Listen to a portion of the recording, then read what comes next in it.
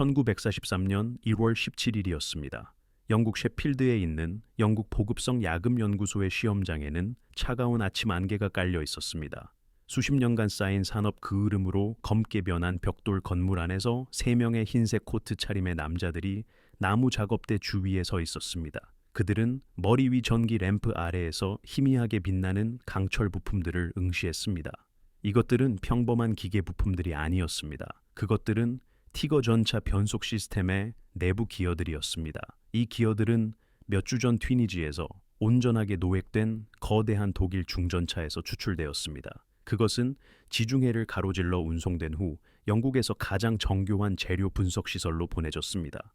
수석 야금학자인 해롤드 퍼스 박사는 합금 구성의 전문가였습니다. 그는 경화강의 결정 구조를 20년 동안 연구했습니다. 그는 두 손으로 기어 하나를 들어 올렸습니다. 그것은 예상보다 무거웠으며 만져보니 차가웠고 놀라운 정밀도로 가공되어 있었습니다. 기어의 이빨은 완벽하게 형성되었고 표면은 거울처럼 빛나도록 경화되어 있었습니다. 모든 시각적인 면에서 그것은 독일 공학의 걸작으로 보였습니다. 그러나 퍼스 박사가 확대 렌즈 아래에 기어를 놓고 예비 조사를 시작했을 때 그는 잠시 멈추게 하는 무언가를 발견했습니다. 육안으로는 거의 보이지 않는 미세한 균열이 하나의 이빨 바닥을 따라 나아 있었습니다. 그는 동료들과 시선을 교환했습니다. 그들은 이 변속기 부품들이 역사상 가장 훌륭한 군사 하드웨어 중 하나라고 들었습니다. 하지만 첫 파괴 테스트가 시작되기도 전에 결함의 증거가 여기 있었습니다. 티거 전차는 1942년 후반에 소련의 중장갑에 대한 독일의 대답으로 등장했습니다. 이 전차는 제3제국이 절실히 필요로 했던 기술적 우월성의 상징이었습니다. 동부 전선에서의 이 년간의 잔혹한 전투 후 독일군은 소련의 T-34 및 KV-21 전차들과 마주쳤습니다. 이 전차들은 표준 독일 대전차 무기의 직격탄에도 견딜 수 있었습니다. 독일 국방부는 압도적인 무언가를 필요로 했습니다. 이는 전장에서 심리적 지배력을 회복할 무언가였습니다. 또한 적과 동맹국 모두에게 독일의 산업력이 여전히 도전받지 않고 있음을 확신시켜줄 무언가였습니다. 티거는 그러한 무기로 설계되었습니다. 그것은 궤도 위에 놓인 56톤의 요새였습니다. 이 전차는 2km를 초과하는 거리에서 적 전차를 파괴할 수 있는 무시무시한 88mm 포로 무장했습니다. 또한 100mm 두께의 장갑판으로 보호되어 대부분의 연합군 포탄을 튕겨낼 수 있었습니다. 1942년 9월 레닌그라드 근처 전투에 티거 전차가 처음 등장했을 때 소련 전차 승무원들은 경고했습니다. 그들의 포탄이 단순히 독일 괴물의 전면 장갑에서 튕겨져 나간다고 보고했습니다. 영국과 미국 정보 장교들은 이 보고서들을 점점 더 큰 우려와 함께 읽었습니다. 만약 독일이 그러한 괴물들을 충분한 수량으로 생산할 수 있다면 전쟁의 전체적인 전략적 계산이 바뀔 수도 있었습니다. 티거는 단순한 무기가 아니라 하나의 성명이었습니다. 그것은 3년간의 총력전에도 불구하고 독일의 과학, 독일의 공학, 그리고 독일의 산업 역량이 여전히 우월하다는 것을 보여주었습니다. 영국 군사 계획가들은 온전한 티거 전차를 노획하는 것이 매우 귀중할 것이라고 이해했습니다. 그들은 티거의 능력과 약점을 이해해야 했습니다.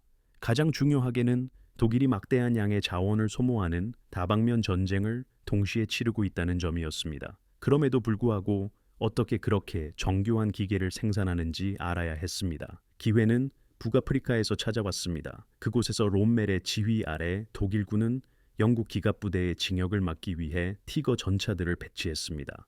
1942년 12월 21일 튀니지의 테부르바 마을 근처에서 오버로이트난트 에른스트 쿠프너가 지휘하는 티거 전차가 방어 교전 중 고장났습니다. 승무원들은 엔진을 다시 시동할 수 없었고 징역하는 영국 포병에 직면했습니다. 그들은 차량을 버리고 폭파 장약으로 파괴하려고 시도했습니다. 그러나 장약은 완전히 폭발하지 못했습니다. 영국 군인들은 티거가 움직이지 못했지만 대부분 온전한 상태임을 발견했습니다. 포탑은 고착되었고 엔진은 손상되었지만 내부 부품들은 접근 가능했습니다. 몇 시간 안에 기술 정보 장교들은 차량의 모든 측면을 기록했습니다. 며칠 안에 가장 중요한 부품들을 정밀 분석을 위해 영국으로 다시 운송하기로 결정되었습니다. 엔진에서 궤도로 동력을 전달하는 복잡한 기어 및 샤프트 배열인 변속 시스템은 특히 중요하게 여겨졌습니다. 영국 기술자들이 독일인들이 56톤에 움직이는 강철을 처리할 수 있는 변속기를 어떻게 만드는지 이해하는 것이 중요했습니다. 그것을 통해 그들은 군사적, 산업적 비밀을 모두 발견할 수도 있었기 때문입니다. 셰필드의 퍼스 박사와 그의 팀은 명확한 지시를 받았습니다. 이 부품들의 야금학적 구성을 파악하고 제조 품질을 평가하며 영국 산업이 독일 기술을 복제하거나 개선할 수 있는지 검토하라는 것이었습니다. 보급성은 신속하게 답변을 원했습니다. 연합군 계획가들은 이미 점령된 유럽을 침공할 차량들을 설계하고 있었습니다. 그들은 독일의 장갑 기술이 극복할 수 없는 이점을 대표하는지 알아야 했습니다. 초기 유관 검사 결과는 인상적인 가공 상태를 보여주었습니다. 기어들은 첨단 공구와 숙련된 장인의 솜씨를 암시하는 정밀도로 절단되었습니다. 표면 경화는 균일하게 나타났으며 이는 세심한 열 처리를 의미했습니다. 강철 자체는 현미경 검사에서 미세한 결정립 구조를 보였으며 이는 고품질의 야금학적 관행을 시사했습니다. 그러나 그 미세한 균열은 퍼스 박사를 괴롭혔습니다. 이 부품은 상대적으로 제한된 사용을 겪었던 것이었습니다. 노획된 티거 전차는 3개월 미만으로 작동했습니다. 따라서 균열이 있어서는 안 될 부품이었습니다. 그는 정확한 합금 구성을 결정하기 위해 분광 분석 테스트부터 시작하여 포괄적인 분석을 수행하기로 결정했습니다. 다음 주에 걸쳐 수행된 분광 분석 테스트는 예상치 못한 결과를 드러냈습니다. 티거 전차 변속기 기어에 사용된 강철은 영국 분석가들이 예상했던 것보다 훨씬 높은 수준의 망간과 크롬을 함유하고 있었습니다. 그러나 영국군 등급 합금에 비해 니켈과 몰리브덴은 훨씬 낮은 수준이었습니다. 이것이 반드시 열등한 독일 야금 기술의 징후는 아니었습니다. 다른 합금 구성으로도 다른 수단을 통해 유사한 경도와 강도를 얻을 수 있었기 때문입니다. 그러나 니켈과 몰리브덴은 높은 응력과 열 순환을 모두 견디면서도 부서지지 않는 강철을 만드는 데 중요한 원소들이었습니다. 그것들은 또한 연합군 해군에 의해 봉쇄되고 글로벌 무역망으로부터 단절된 독일이 확보하는 데 어려움을 겪고 있던 원소들이었습니다. 전쟁 전 독일은 캐나다에서 니켈을, 미국에서 몰리브덴을 수입했습니다. 1943년까지 이러한 공급은 완전히 중단되었습니다. 독일 철강 산업은 합금 재료를 다시 조절해야 했습니다. 더 이상 얻을 수 없는 원소들을 쉽게 구할 수 있는 다른 원소들로 대체했습니다. 퍼스 박사는 압력 속에서 산업적 적응의 증거를 보고 있음을 깨달았습니다. 독일은 원하는 것이 아닌 가지고 있는 것으로 버티고 있었습니다. 다음 테스트 단계는 파괴 분석이었습니다. 팀은 경도 테스트를 위해 여러 개의 기어 이빨을 선택했습니다. 이 테스트에는 정밀한 하중해서 재료의 변형 저항을 측정할 수 있는 비커스 경도 시험기가 사용되었습니다. 결과는 표면 경도가 실제로 인상적임을 보여주었습니다. 로크웰시 스케일에서 60에서 65 사이를 측정했습니다. 이는 정상 작동 조건에서 마모에 저항하기에 충분히 단단했습니다. 그러나 팀이 기어를 가로질러 단면을 자르고 내부 경도를 테스트했을 때 그들은 문제가 되는 변동을 발견했습니다. 경도는 표면 아래수 밀리미터 지점에서 크게 떨어졌습니다. 이는 표면 경화 과정이 최적의 설계가 요구하는 만큼 깊이 침투하지 못했음을 나타냅니다. 표면 경화는 외부 층만 경화시키면서 코어는 더 강하고 유연하게 유지하는 열처리 방식입니다. 이것이 미세한 균열의 원인이었습니다. 56톤 전차가 가속하거나 선회할 때 발생하는 극심한 토크 하중해서 경화된 표면은 균열이 발생했습니다. 이는 아래의 더 부드러운 코어 재료로부터 충분한 지지력을 받지 못했기 때문이었습니다. 기어는 완벽해 보였지만 작동 중 스트레스해서 내부적으로는 고장나고 있었습니다. 퍼스 박사는 보급성에 상세한 보고서를 작성했습니다. 그는 사진 증거와 야금학적 차트로 자신의 발견들을 신중하게 기록했습니다. 그의 결론은 신중했지만 중요했습니다. 티거 전차의 변속기 부품들이 자원 부족으로 인한 재료 타협의 명확한 증거를 보여주었기 때문입니다. 독일인들은 열등한 합금 구성을 사용하고 있었습니다. 구조적 무결성을 갖추지 못한 채 품질의 외관만 만들어내는 표면 처리로 이를 보완했습니다. 더욱 중요하게도 이것들은 고립된 결함들이 아니었습니다. 그것들은 독일의 전략적 재료 접근성 악화를 반영하는 체계적인 설계 선택들이었습니다. 티거 전차는 독일 산업 우월성의 증거가 아니었습니다. 그것은 독일 산업이 이미 연합군의 봉쇄와 다방면 총력전의 요구로 인해 질식되고 있다는 증거였습니다. 영국 야금학자들은 독일이 점점 더 부적절한 재료로 가장 인상적인 무기를 만들고 있다는 것을 발견했습니다. 그것은 더 이상 부족한 부분을 완전히 보완할 수 없는 공학 기술과 산업적 자부심으로 겨우 유지되고 있었습니다. 이 발견의 의미는 단일 전차의 변속기를 훨씬 넘어섰습니다. 영국 정보 장교들은 퍼스 박사의 발견들을 다른 데이터 지점들과 연결하기 시작했습니다. 이 데이터들은 이전에는 서로 관련이 없어 보였습니다. 점령 지역의 저항 네트워크에서 보고된 바에 따르면 독일 공장들은 낮 시간 배급 중 전기를 절약하기 위해 밤에 가동하고 있었습니다. 가로챈 독일군 통신에서는 기계적 고장에 대한 불만이 제기되었습니다. 또한 포로로 잡힌 독일 전차 승무원들은 만성적인 정비 문제를 설명했습니다. 정보 추정치들은 독일 전차 생산 숫자가 서류상으로는 인상적이었지만 전선에서 작동 가능한 차량 수와는 일치하지 않는다는 것을 보여주었습니다. 하나의 패턴이 드러났습니다. 독일은 위협적으로 보이지만 장기간 작전을 유지할 수 없는 정교한 무기를 생산하고 있었습니다. 티거 전차는 거대한 포와 두꺼운 장갑으로 어떤 전장 교전도 지배할 수 있었습니다. 그러나 이는 전장에 도달하여 일단 도착하면 계속 작동할 수 있는 경우에 한정되었습니다. 퍼스 박사가 실험실에서 확인했던 변속기 고장은 전장에서 전략적 취약점으로 나타나고 있었습니다. 티거 전차들은 장거리 이동 중에 고장났습니다. 이로 인해 승무원들은 현장 자원으로 수리할 수 없는 차량들을 버려야 했습니다. 독일군은 전술적 교전에서는 승리했지만 산업적 지구력의 보급 전쟁에서는 패배하고 있었습니다. 철은 산업 전쟁의 더 큰 진실을 상징하게 되었습니다. 모든 현대 군대는 막대한 양의 특수강 합금을 필요로 했습니다. 이는 전차 장갑, 총열, 항공기 엔진 부품, 선체 및 수천 가지 다른 용도로 사용되었습니다. 이러한 합금에는 특정 원소 조합이 필요했습니다. 인성을 위한 니켈, 내식성을 위한 크롬, 고온 강도를 위한 몰리브덴, 경도를 위한 텅스텐, 가공성을 위한 망간 등이었습니다. 전쟁 전에는 이러한 원소들이 글로벌 무역망을 통해 자유롭게 이동했습니다. 스웨덴산 철광석, 캐나다산 니켈, 아프리카산 크롬, 미국산 몰리브덴은 산업이 필요로 하는 곳이면 어디든 흘러갔습니다. 이는 정교한 제조를 가능하게 하는 국제적인 자재 교환 시스템을 만들었습니다. 독일은 1930년대에 이 시스템에 참여했습니다. 전쟁 준비를 위해 전략 물자를 비축했지만 전쟁이 짧을 것이라고 가정했습니다. 또한 중립국이나 점령지를 통해 대체 공급 경로가 유지될 수 있다고 생각했습니다. 1943년이 되자 그 가정은 재앙적으로 틀렸다는 것이 입증되었습니다. 연합군의 봉쇄는 완전히 이루어졌습니다.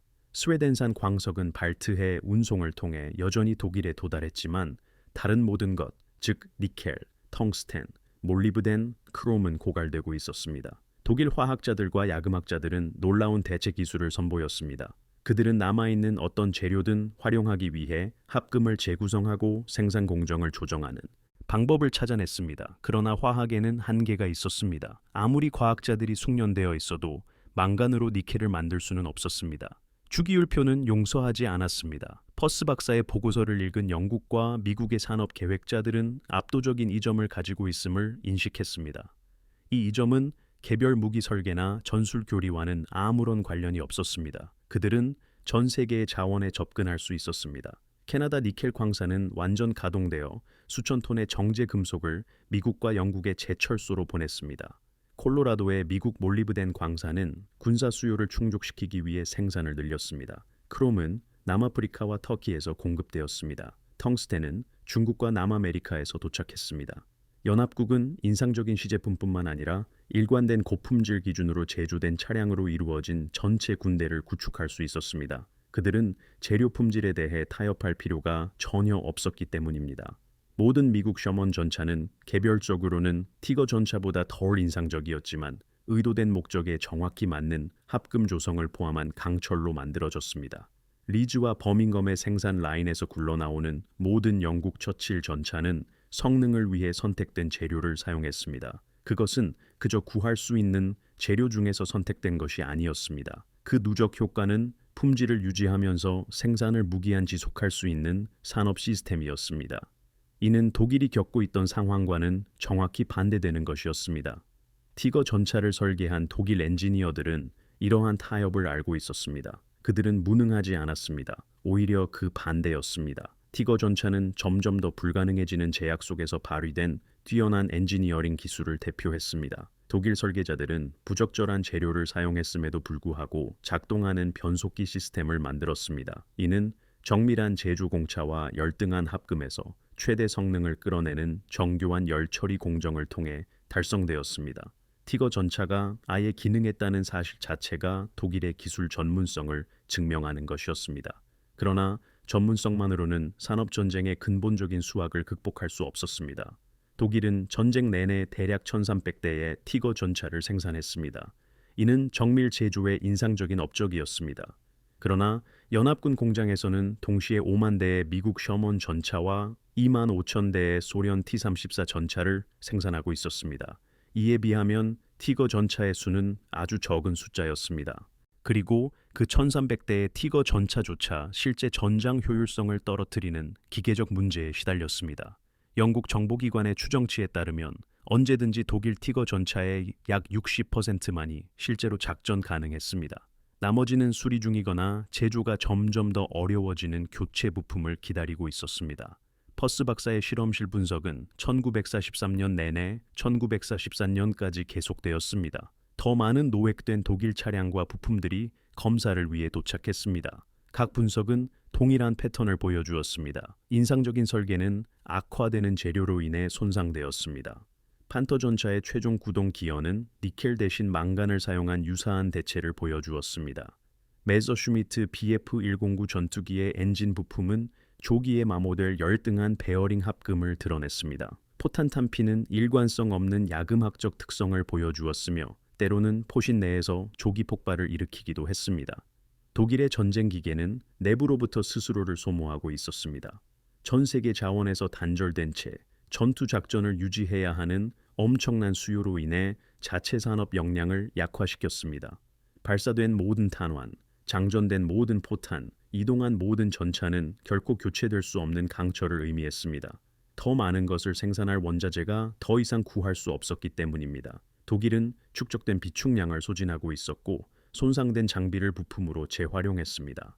그들은 실제 토대가 무너지는 동안 산업적 강국의 외관을 필사적으로 유지하려고 노력했습니다. 이러한 깨달음의 심리적 영향은 군사 계획을 넘어 정치 전략으로 확장되었습니다.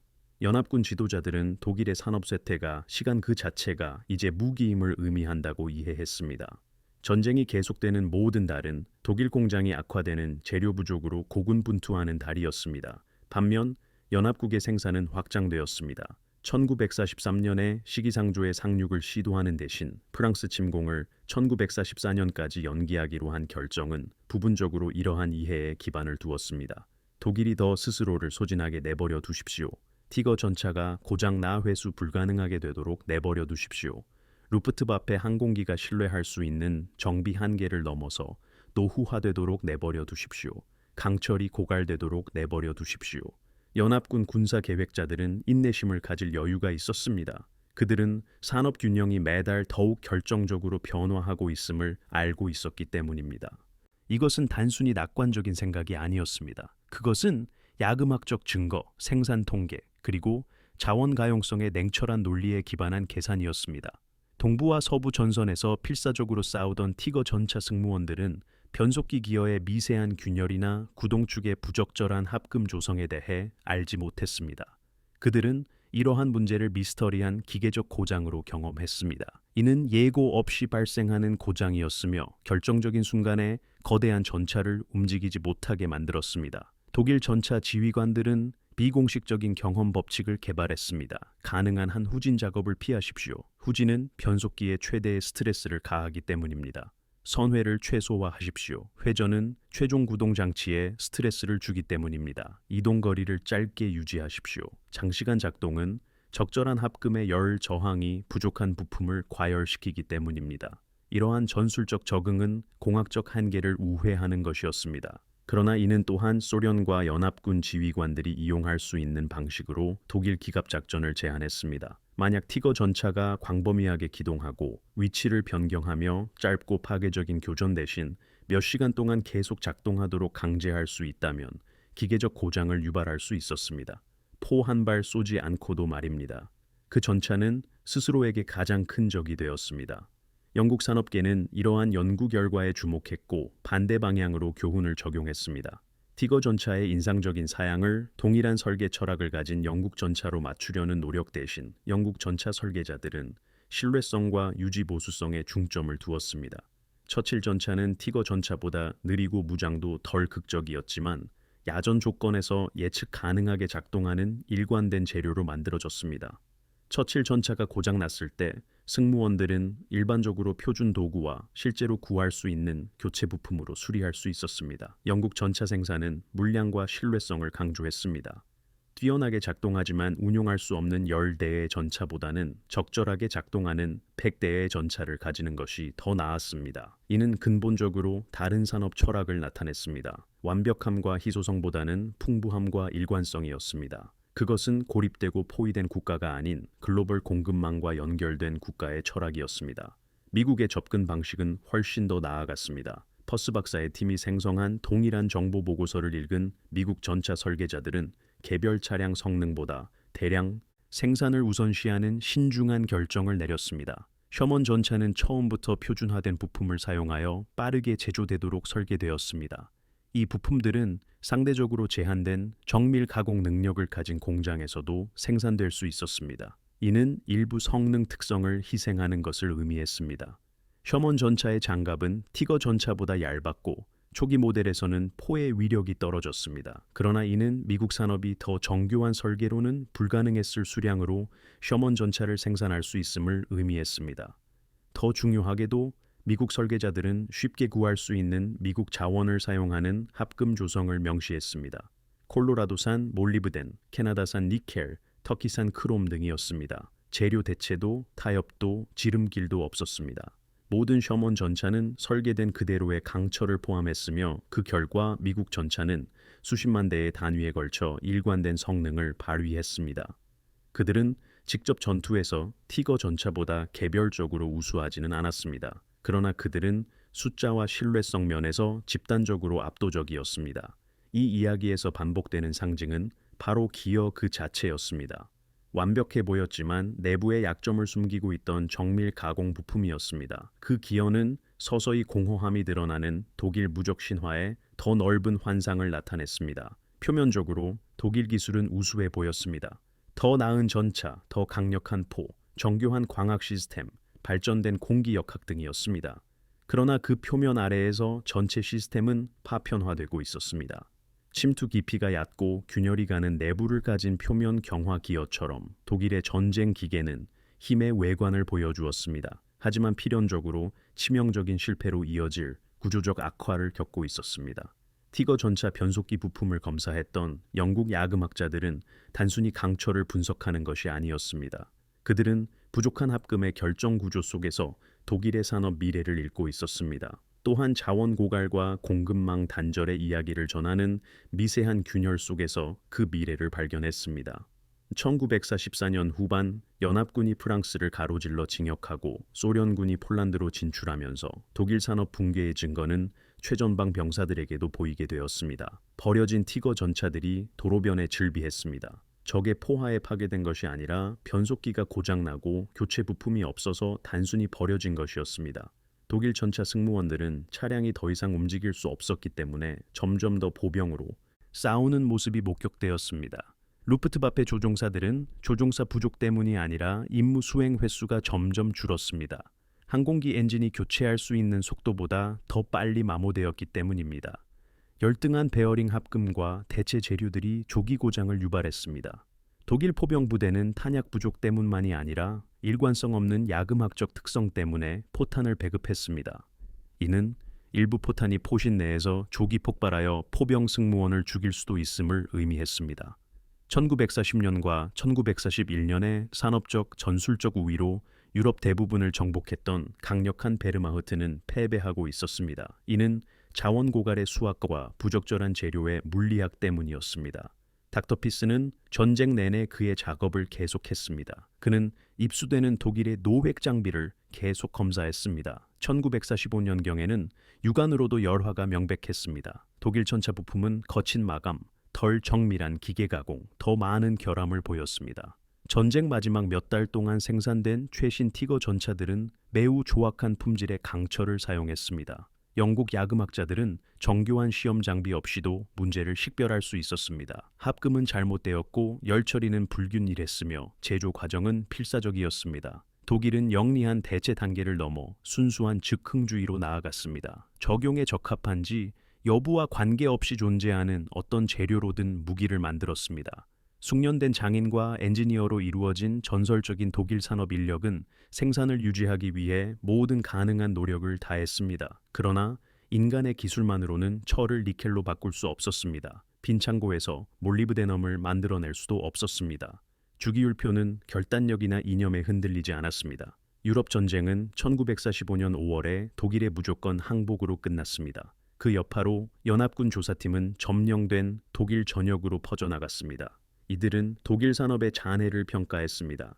그들은 여전히 정교한 기계 도구를 갖추었지만 사용할 재료가 없는 공장들을 발견했습니다. 이들은 특정 부품이 없어 완성할 수 없는 부분적으로만 제작된 전차들로 가득 찬 창고들을 발견했습니다. 그들은 독일 과학자들이 점점 더 이국적인 대체 방안을 연구하던 연구소들을 발견했습니다. 어떤 용도에서는 강철 대신 세라믹을 사용하려 했습니다. 전통적으로 금속이 필요했던 용도에서는 나무 기반 재료를 실험했습니다. 또한 품질이 저하된 원료로 작업할 수 있는 새로운 제조 공정을 개발했습니다. 이러한 노력들은 해결 불가능한 문제에 적용된 인상적인 과학적 창의성을 보여주었습니다. 산업 자원 없이는 산업화된 전쟁 기계를 운영할 수 없었습니다. 독일의 경험은 기술적 정교함과 공학적 기술이 중요하지만 궁극적으로는 자원 접근성과 산업 생산 능력에 종속된다는 것을 입증했습니다. 닥터피스의 분석에서 영국과 미국 산업 계획자들이 얻은 교훈은 제2차 세계 대전을 훨씬 넘어섰습니다. 자원 접근성과 군사력 간의 연관성은 전후 전략적 사고의 근본이 되었습니다. 다양하고 세계적인 공급망을 유지하는 것의 중요성이 부각되었습니다.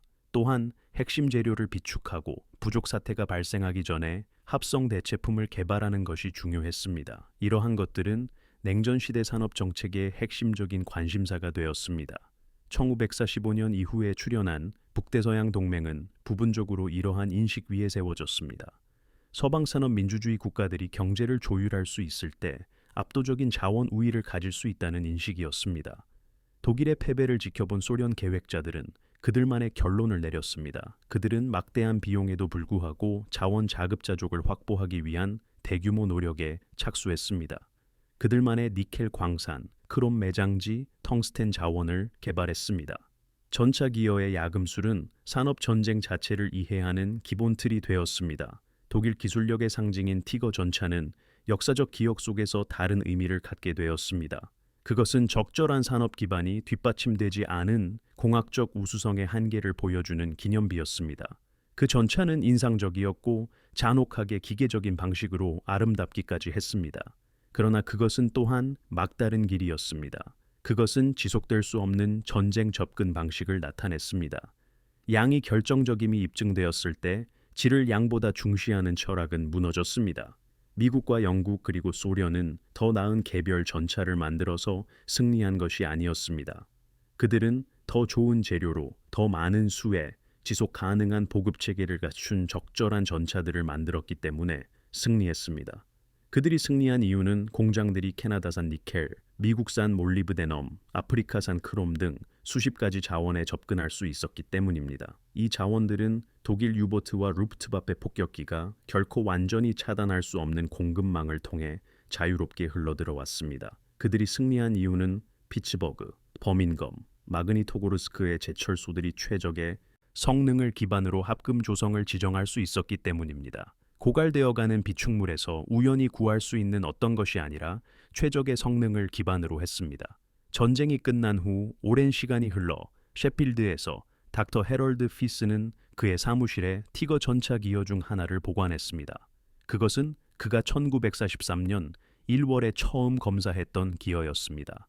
여전히 미세한 균열을 보여주었고 속임수 같은 표면의 완벽함으로 빛나고 있었습니다. 그는 때때로 학생들과 젊은 동료들에게 그 기어를 보여주곤 했습니다. 그러면서 그 단 하나의 부품이 결정 구조에 암호화된 전체 산업 붕괴를 어떻게 드러냈는지 설명했습니다. 그 기여는 단순한 기계 부품이 아니었습니다. 그것은 역사적인 문서였습니다. 산업 전쟁의 본질과 자원과 권력의 관계에 대해 어떤 기록물만큼이나 웅변적이었습니다. 그 기여는 총력전을 지속할 산업 능력이 없이 전쟁을 시작한 독일에 대해 이야기했습니다. 독일 지도부는 긴 소모전이 기술만으로는 보상할 수 없는 약점을 노출할 것을 알았습니다. 그래서 빠른 승리의 도박을 걸었습니다. 그 기여는 그러한 도박의 실패를 이야기했습니다. 망간 대체, 얕은 표면 경화, 그리고 결국 치명적인 골절이 된 미세 균열에 그 이야기가 쓰여 있었습니다. 그 기여에 암호화된 진실은 궁극적으로 자유 그 자체에 관한 것이었습니다. 비록 어떤 명백하거나 선전적인 의미는 아니었습니다. 민주적인 산업 강대국들은 제2차 세계 대전에서 승리했습니다.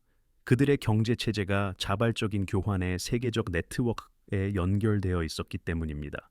자원은 중앙 계획과 자급자족이 아닌 가격 신호와 시장 메커니즘에 의해 가장 효율적으로 사용될 수 있는 곳으로 흘러갔습니다. 독일의 패배는 부분적으로 경제적 고립의 패배였습니다. 통제된 국경 내에서 자급자족하는 산업 능력을 만들려는 시도의 패배였습니다. 티거 전차의 고장난 변속기는 그러한 고립의 기념비였습니다. 그것은 정교한 산업사회가 현대 제조에 필요한 재료 및 무역의 글로벌 흐름에서 단절되었을 때 발생한 일을 보여주는 기념비였습니다. 연합군의 산업적 이점은 주로 정치적인 의미의 민주주의에 관한 것이 아니었습니다. 소련은 거의 민주적이지 않았습니다. 그것은 계획 경제와 포위된 국가들이 복제할 수 없었던 경제적 통합과 자원 접근성에 관한 것이었습니다. 민주주의 세계의 제철소들은 전 지구의 자원을 활용할 수 있었습니다. 그들은 국경과 이념적 경계를 초월하는 교환 시스템에 참여했기 때문입니다. 1967년에 닥터 피스가 사망했을 때 타임지에 실린 그의 부고는 독일 야금술에 대한 그의 전시 작업에 대해 짧게만 언급했습니다. 대신 영국 철강 제조에 대한 그의 평시 공헌에 중점을 두었습니다. 그러나 야금학자들과 군사 역사가들 사이에서 티거 전차 변속기에 대한 그의 분석은 여전히 영향력이 있었습니다. 그것은 기술적 조사가 전략적 취약점을 어떻게 드러낼 수 있는지 보여주는 사례의 연구였습니다. 미세한 조사가 산업 궤적을 어떻게 해독할 수 있는지 보여주었습니다. 또한 강철 합금의 조성이 국가와 전쟁에 대해 이야기할 수 있었습니다. 그것은 적절한 자원에 의해 뒷받침되지 않는 공학 기술의 한계에 대해서도 말해 주었습니다. 그 기여는 결국 박물관에 전시되어 라벨이 붙고 설명되었습니다. 그것은 결정 구조 안에 독일의 산업적 패배 전체 이야기가 담긴 작은 금속 조각이었습니다. 이 이야기는 전쟁이 주로 전장에서 패배한 것이 아님을 말해줍니다. 대신 공장과 광산, 공급망에서 패배했습니다. 비축량의 느린 고갈과 재료의 점진적인 저하가 그 원인이었습니다. 숙련된 엔지니어들은 무기를 계속 작동시키기 위해 필사적으로 대체했습니다. 하지만 승리의 근본적인 요구사항은 그들의 손이 닿지 않는 곳으로 사라지고 있었습니다. 그 기여는 표면은 완벽했지만 내부는 부서져 있었습니다. 그것을 생산했던 정권과 똑같았습니다. 그 균열 속에는 총체적인 자원 없이 치러진 총력전의 운명이 기록되어 있었습니다.